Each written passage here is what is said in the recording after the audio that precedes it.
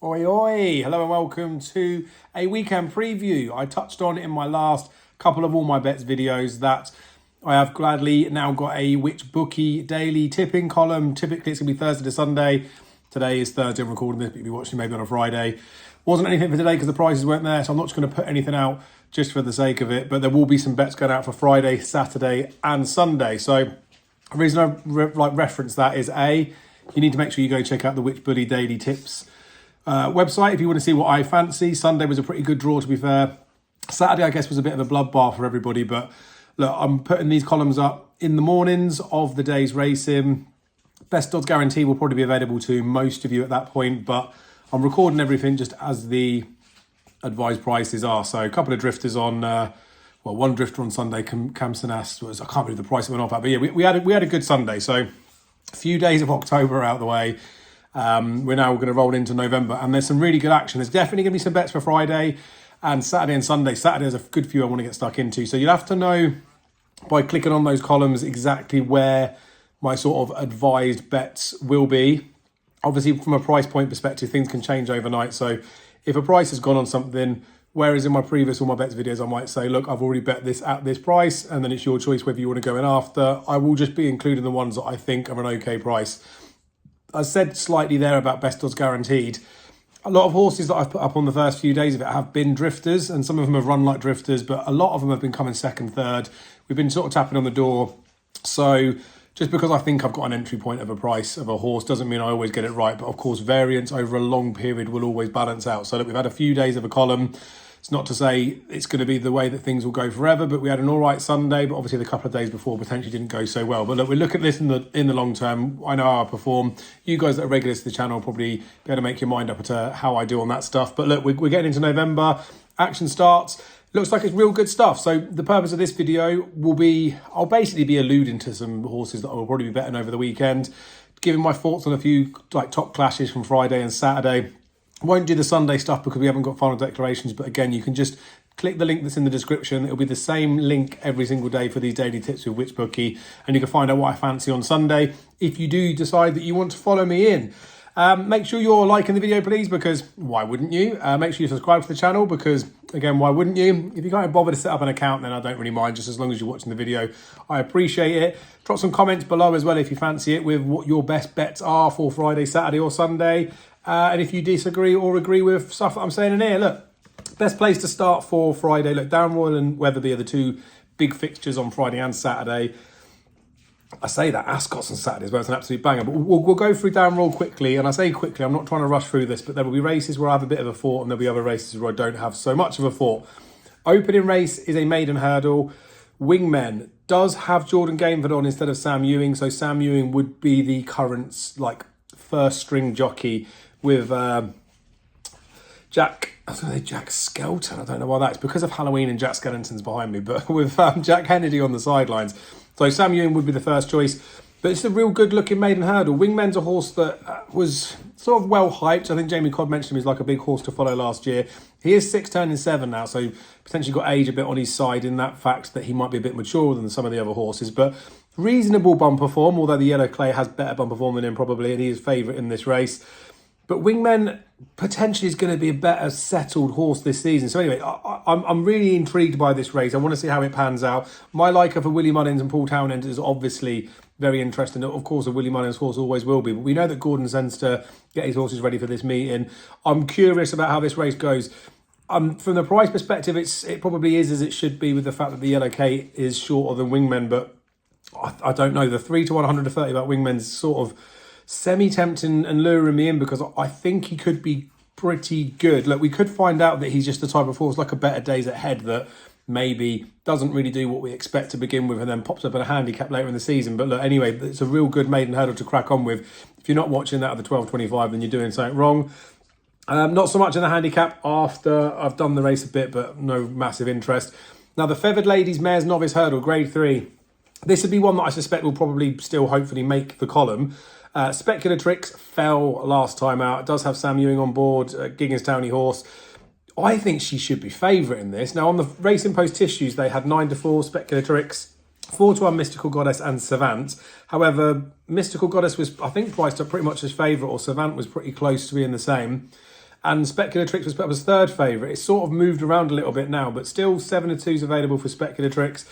I'd still say 5-2 plus would be bettable. I could be tempted to go a tiny bit shorter than that. It's an interesting one because bumper form for this particular horse was probably on like a bit of a downward spiral. It was okay when it got into the spring of 2024, but I don't know, maybe was one to sort of find first time up. Now, first time up ran well, was a short price favourite, was going to win, but she just fell at the last. Even for that, got an RPR of 115. You look at Savant in here, that was and is the current favourite, as 116, so not far off of that, but that's obviously with a completed round. That was over 2.5 miles though. This is dropping back for that horse back to 2 mile 1. And then Mystical Goddess was 110, again, won. Same trip as it's running now. That was first run for Henry de Bromhead, but I don't know, looked like an okay enough horse rather than being an absolute worldie. So with Speculatrix on a price perspective, I think this horse has got a proper chance. I do think as well is one of these types of horses, like you look at Altior, I don't think he even won a bumper, did he? But some horses just need obstacles and need something to do to find their best. I think she's got probably the best form in the book, even though she did fall last time out. Of course, it's a bit of a concern, but I mean, I'd be tempted to throw a price if she's still not favourite in the morning. The Bottle Green Hurdle, another grade 3 that comes in after this, is a real fascinating contest because you've got Brighter Days Ahead, who everyone thought was going to win at Cheltenham, and of course she didn't. When she ran at Cheltenham, it was over 2 mile 1, wasn't it? It was bad ground. Golden Ace did beat her fair and square, and obviously she did get the better of Jade de Grugy, but I don't know, she still should have won the race if she was that good. Obviously was very impressive at Aintree after, but sort of posting a similar type of RPR. That was stepped back up in trip, and a good run before that was at 2 mile 5 as well. So all looks fine. She'll be okay. Is a very good horse. On official ratings though, Daddy Longlegs has got to give her £1, but he's £5 better off. Of course, he's been a bit back and forth this season, I guess is probably the best way to spin him, in the fact that he was beaten by Winterfog odds on, then was disappointing last at Galway, but then did make amends at Tipperary last time out. Clearly got an engine. That was the best figure that he's posted, which was a 149. So he's clearly respected. She's favourite, he's second favourite, and of course they're both probably going to run, I would imagine, to high 140s in here, and that's if they're going well. The real interesting one, I think, for me is King of Kingsfield. Danny Gilligan's riding for Gordon Elliott. So again, Sam Ewing's on the first string, Brighter Days Ahead. King of Kingsfield is a year older, but he gets weight from both of them. He gets £6 from the mare, and he gets £7 from Daddy Longlegs. His official rating 144. That then means sort of weight adjusted ratings. He comes out on top.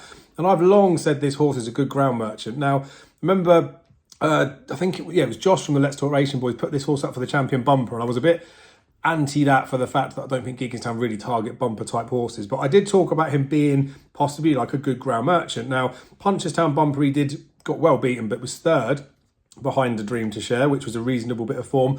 That was on yielding. He then ran 11 and a bit lengths behind Mystical Power at Punchestown in the Grade 1 Novice Hurdle last year, or this year, but last season. Again, on yielding. And they were good performances, but probably need a little bit more to be really getting like stuck in and getting involved in this. But it does get the weight from those kids now. The run that he did at Punchestown was 139 RPR. The run he did at Leopardstown when he was behind Ballyburn, admittedly well beaten, was 140. So look, his best efforts have been when he's been defeated. But he did beat Mirazil West on yielding ground.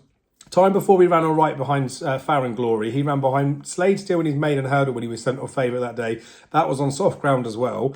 I just think this horse potentially could be the fly in the ointment to the two top pretenders. Look, Brighter Days Ahead clearly is an absolute weapon. We haven't seen the best of her, so she does deserve to be favourite, but you might want to take her on this time out. Daddy Longlegs has thrown in those howlers, but again, looks a real good horse, is ready to roll, but I mean, you wouldn't think he's one of Willie's best horses if he's already had 3 spins this season and he's going for a grade 3 this time of year. So all that said, King of Kingsfield probably is coming in here maybe with some sort of plan further down the line, but he's run all right first time up. I know he got turned over by Redstone last season first time up, but on this type of ground, I think King of Kingsfield's got to have a bit of a chance. Whether they've got him wound up enough to beat Brighter Days Ahead, I don't know, but she's already been beaten in her career, isn't she? So it's not like they're losing a tag for that. So he really does interest me. 4-1. I don't know whether that's enough that I'd want to pay to find out what's going to go on with him, but it is definitely one that I want to watch. So similarly to the opening race, it would be the third in the betting that would be my most interesting runner of the race. But you know, whether you have to bet in these ones or whether you just watch it for fine for information, it's probably more informative to do the latter. Just watch and find out. Good racing after, like there's Beginner's Chase with Firefox making his debut in there. He's got basically a cakewalk in there. Looks like a nice horse. He's just well short. So again, I just stay away from that. He's not a horse I'd really want to take on. But Downwall Friday looks quite good. And potentially, I don't know, there could be some bets in there as well. I said there's one of them Speculator Tricks that I say definitely bet him. We'll see what the prices are in the morning. Depends how they get smashed and stuff. But I think I would take a dart at her. Wetherby's pretty much Dan Skelton's day on the Friday. Carte d'Estravavi talks about this horse in real high regard. He wants to keep an eye on the ground. He says he doesn't want to be too quick for the horse, but look, an odds-on poke. There might be something in behind that might sort of fall into the fortune of Carte d'Estravavi not running, but it's likely to be the second favourite. It's going to be short anyway, so look, we'll just leave that race alone. The Novices Chase has got West Balboa in there. I think people will probably want to take her on for the fact that she didn't jump too well last time out. Tripp's obviously a tiny bit of an unknown as well, but she should hack up. I don't think she was that bad first time up, and look, she's a novice. They're allowed to make mistakes and they might improve for it. 10 to 11 is probably not too far short of a reasonable price for her, but small field, stepping up in trip, getting lots of weight from all of them, but yeah, I don't know. You'd think as well, Cadell for Lucinda Russell could be quite useful and probably is better than 121, but look, probably not a race to be playing in. We better short price bets, I think, this weekend. Moving a little bit further down, there is a listed juvenile hurdle that I'm not overly interested in from a betting perspective, but I really do want to watch how this Liam Swagger gets on. Was pretty good at Market Raisin in September. Sam Twist and David took the ride there. It's quite interesting with the Greenlee family. They've got lots of these sort of types, haven't they, that are like X-flat that look like they're quite useful. He's about a 6-4 poke for this. I've got a feeling that, I don't know, I've got a feeling that he's going to go one way in the market or the other. He's either going to get backed and he's going to win like a good thing, or he's going to drift and he's going to get beat, because he was getting £8 the last day. Who knows? There's a few winners in there. Like, it looks like an okay race, to be fair. Again, there'll be better short price ones to bet than that, I think, this weekend. The one that I might possibly, who knows, why maybe probably want to have a go on is in the handicap hurdle. It's proper lowly stuff, but Queen's Venture for Dan and Harry Skelton carries a penalty in this race. She was a ready winner the last twice. I think in this sort of sphere, when you do get down the bottom end of the barrel, you get a lot of horses that don't perform for whatever reason. They can't achieve the rating that they probably are, or they probably could do. Whatever it is, attitude, or there's a niggling injury, or they just don't want to win, or whatever it is. She's a 4-year-old. She looks like she's got lots of positives to take from her being a lowly rated horse, but she's now on the right sort of path. So I think she would probably win this. She's an 11 to 10 poke. Who knows? You get a bit bigger odds against 5-4, 6-4. It's not too far off, but I'd be tempted to probably pay to find out with her.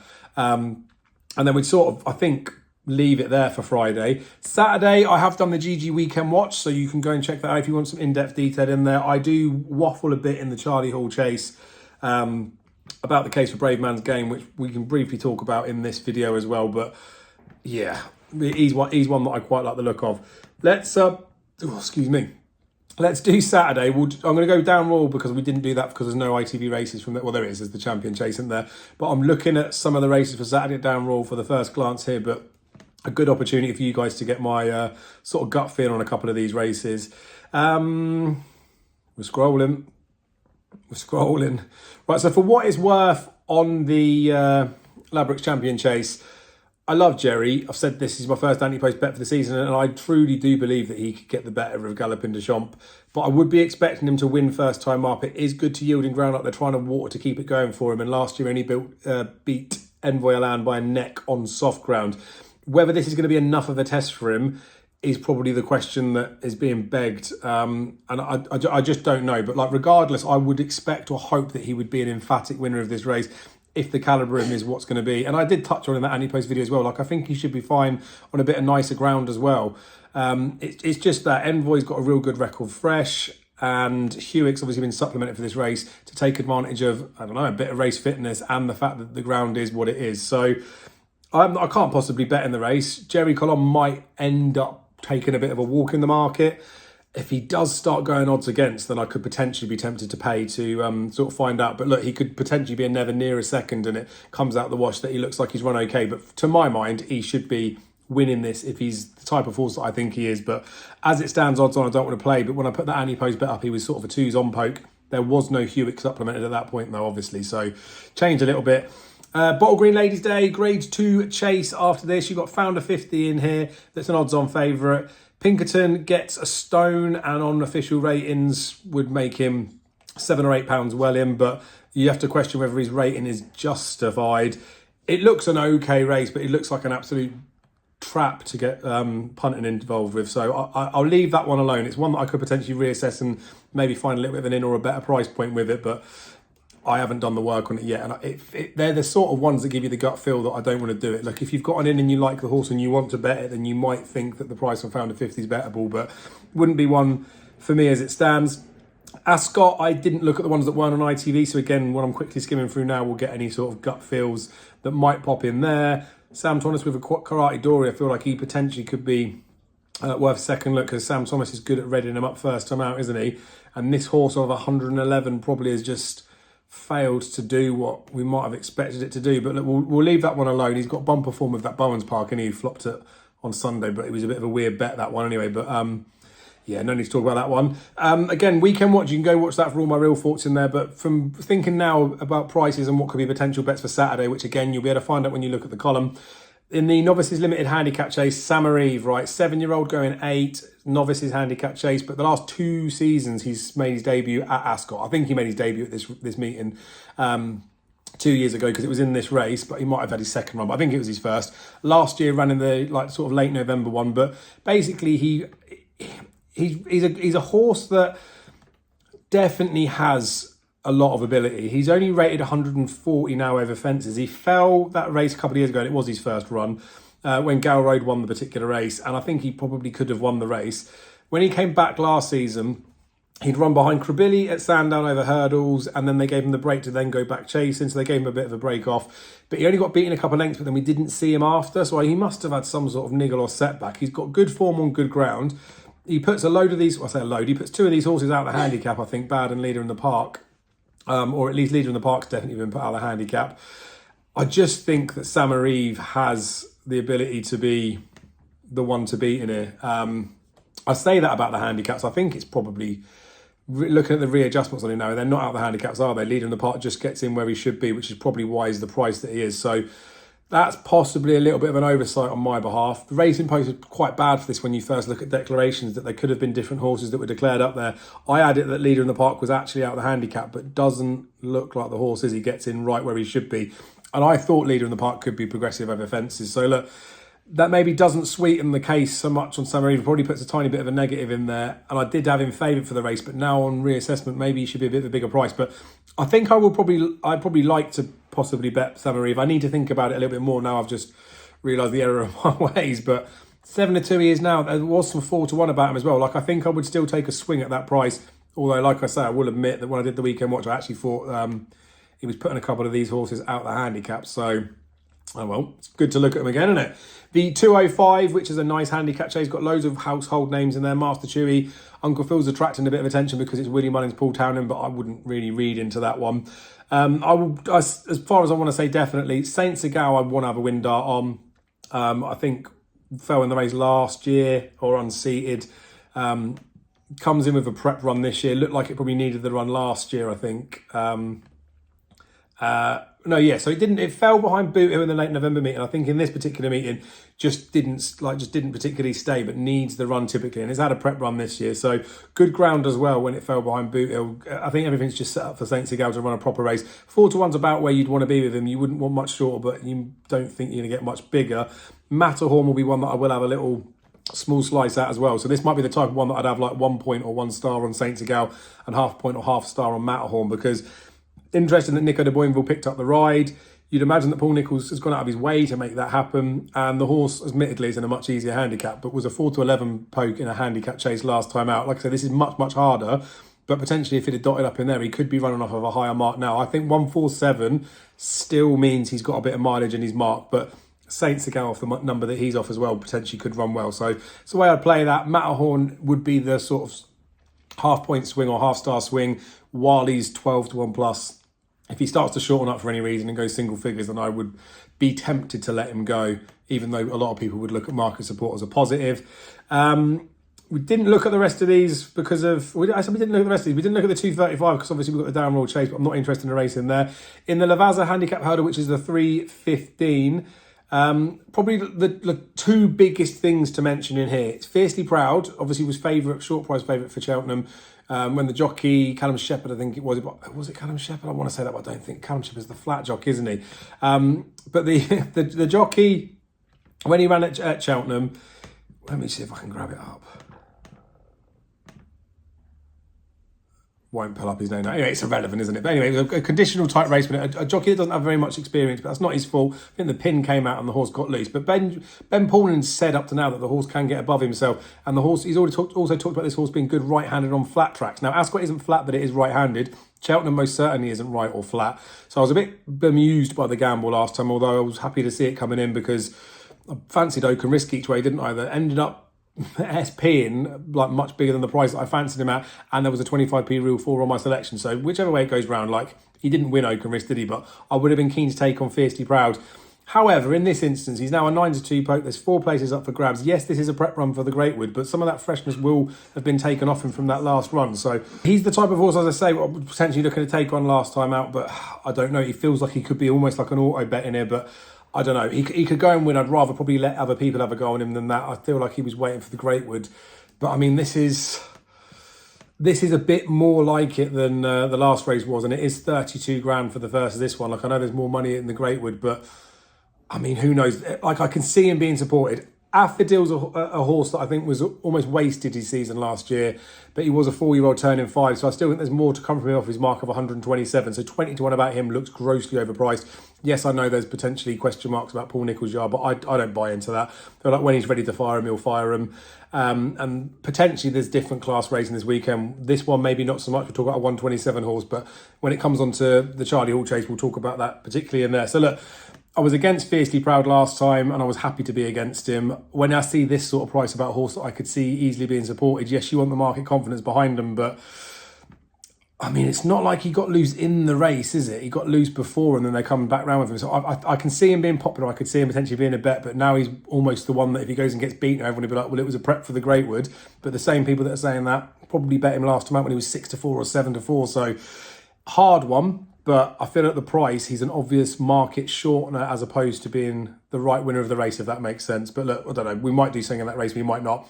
The 345, the Sodexo Gold Cup, proper good race this. I wouldn't put anybody off of Chianti Classico. I think he's got a chance. I think he's definitely better than 152. 3 to 1 maybe feels a tiny bit tight about him. One that more than interests me at a big price is Phlegmatic at 20 to 1. Got form in front of Chianti Classico. He's got a reasonable weight swing with him as well now, which is kind of mad to think about. He is real good at Kempton though, but he's got good form at Ascot. He's got good form on good ground. May just be the case that this is the type of horse that plods on and picks up a place as opposed to actually winning. He might find 1 or 2 too good, but I would be fairly confident that in an each way bet on Phlegmatic, it's 3 places up for grabs. I think it'll probably be 20 to 1. Like, you'd be okay. If it was 4 places, you'd be happy to have like a reasonable bet on him each way, I think. But I think I'll probably take a chance on Phlegmatic at 20s. Again, we'll have to see how much the price shortens up between now. It's Thursday night into Saturday morning. There could be non-runners, all sorts. The whole complexion of the race could change between now and then, couldn't it? We'll move over to Wetherby because big race in there, and then that'll be the end of it, and we'll send you on your way. Again, some of the races we didn't look at, so like the novices said at the beginning, but not too interested in that. So the first one we did look at was the 115. Pretty weak race, to be fair, but again, we can watch a bit to find out. Fusane I made a small case for. The Mares Hurdle, the listed race after. Lucia really fancied her last year in this race when it was soft. I don't think she was given the hardest of times by James Bowen either, but look, she's miles better than all of these. Take no chances for Harry and Dan Skelton, I think, is better over further. Good grounds, 2 mile, probably might find her out. So I think that then catapults her a little bit further forward in terms of how much better she is than these. Look, she's 8 to 11, so she doesn't take much finding, but she was 4 to 5 before that. I'd have her more of a 2s on poke. She's probably not going to be like a Colin Worthy type bet when she's that short, but I definitely think Lucia is a strong one of those short price ones. I touched on a couple at Down Royal, didn't I? And other places that might be 10 to 11 pokes where there'd be better bets of them. Like, I feel like Lucia potentially is one of them.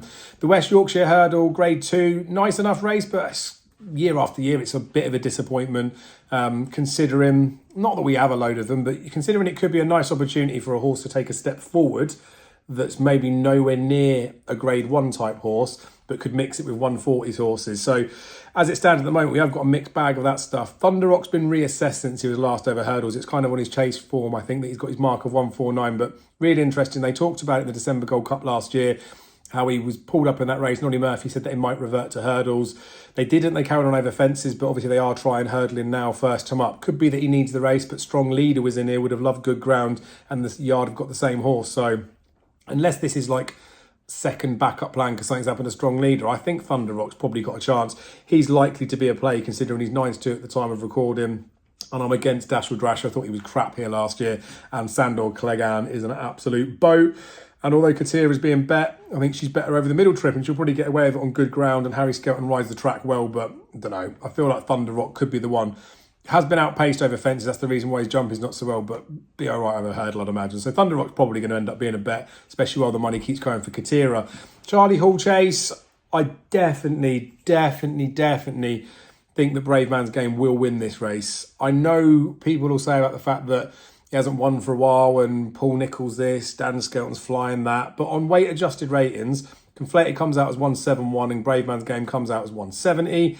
They're £8 clear of anything else. Grey Dawning's all the way down on 158 on weight adjusted ratings. Now, Dan Skelton said that this is a prep run for the Betfair Chase. We saw what he did at Haydock last year.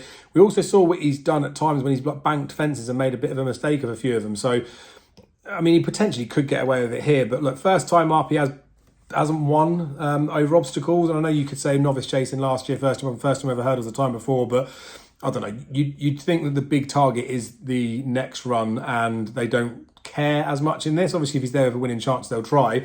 But what I do think is that Paul Nicholls won't let this race go again. He won it 2 years ago, didn't he? Last year, there was lots of discussion and debate about the fact that Harry Cobden possibly could have won on him. And then they were comfortable to say, look, this isn't his day in the sun. We're waiting for the King George, yada, yada, yada.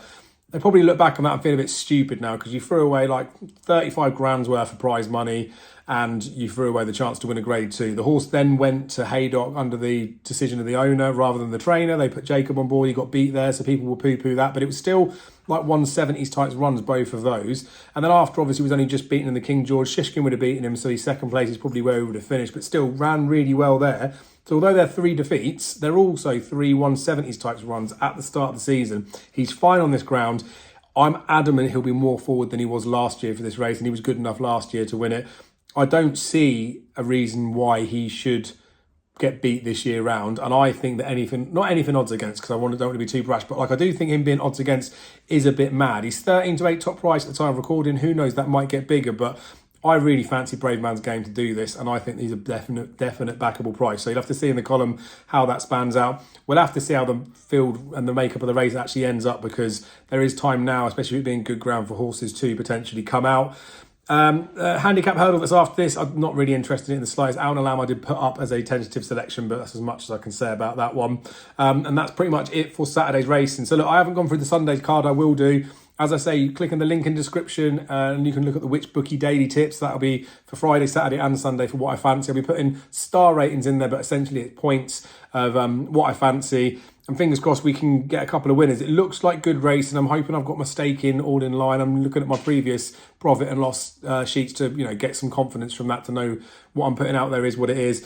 First time actually putting out a tipping column is slightly different, especially tipping the time that I do. It's easy on a preview just to talk about horses and the prices I tipped up at the time it was on the recording, and I got best odds guaranteed, it drifted and all this, that and that. But they're still bets, but it's harder to do it on the day. And that's not me trying to cry wolf or anything like that. I'm very happy with the position that I'm in to be doing that. I just mean that while I'm doing this as a new thing, I might question myself a tiny bit in terms of stakes and things like that. But like I do 100% know what I'm doing. It's going to be proven over the long term.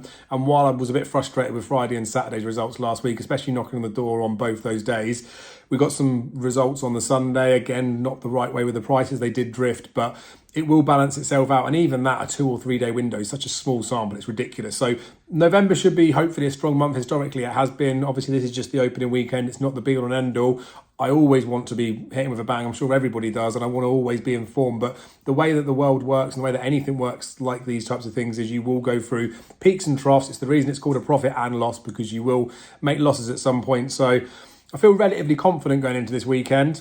But please don't mistake any enthusiasm and that sort of stuff that I'm going overboard. You'll see from my staking systems in there, the ones that I fancy, and you'll be able to work out from there my level of confidence and what I fancy with it. So start of this season, probably 2 or 3 points would be as high as I might be going up to. There may potentially, I might creep into a 4-pointer, but as it stands at the start of the season, we'll be treading a bit more carefully. And that's not because it's a new column, that's just because that's the way to do it this time of year. When we put the hammer down on a few things, you'll see that in that star column. So really, I'd say anything that's 2 points or bigger, whether that's a point each way or 2 points straight win, would be one that's a relatively strong fancy. Once we start getting into the echelons of 2.5 points, 3 points and bigger, then they are real strong fancies. But that doesn't, of course, mean that they're always going to win.